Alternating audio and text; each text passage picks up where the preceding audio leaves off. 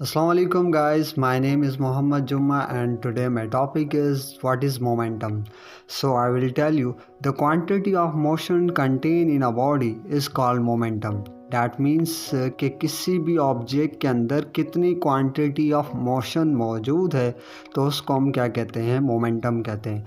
अब दूसरी डेफिनेशन ये है the mathematically the momentum of an object is equal to the mass multiplied by the velocity of the object. That means momentum कि किसी भी object के मास को और उस ऑब्जेक्ट की वेलोसिटी को आपस में आप मल्टीप्लाई करें तो वो बराबर हो जाए मोमेंटम को। That this is the definition of the momentum कि किसी भी ऑब्जेक्ट की कितनी क्वांटिटी ऑफ मोशन मौजूद है उसके अंदर तो उसको हम मोमेंटम कहते हैं।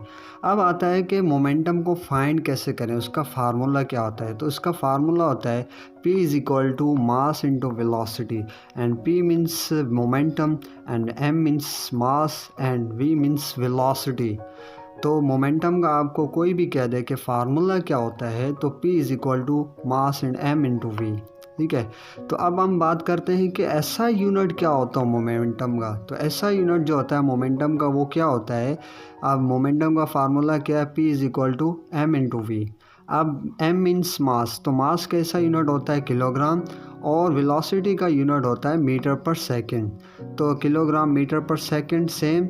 अब हमने यहाँ पर क्या करना है, किलोग्राम मीटर पर सेकंड के साथ हमने क्या करना है, सेकंड को मल्टीप्लाई भी करवाना है इसके साथ और डिवाइड भी करवाना है अपनी तरफ से।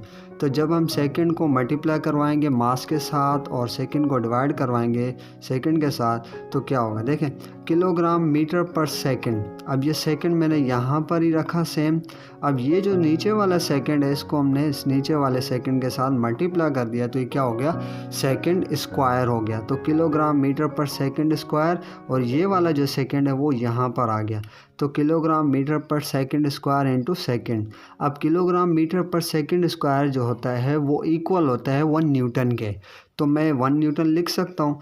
तो 1 न्यूटन और सेकंड सेम, तो न्यूटन इंटू सेकंड ये क्या है, मोमेंटम का ऐसा यूनिट है।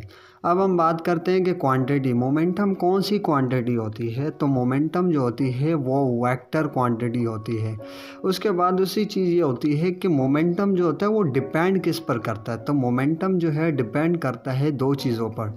नंबर 1 इज़ मास पर और दूसरा वेलोसिटी पर, कि अगर किसी भी ऑब्जेक्ट का जितना ज़्यादा मास होगा उतनी ही इसके अंदर क्या होगी, मोमेंटम ज़्यादा होगा।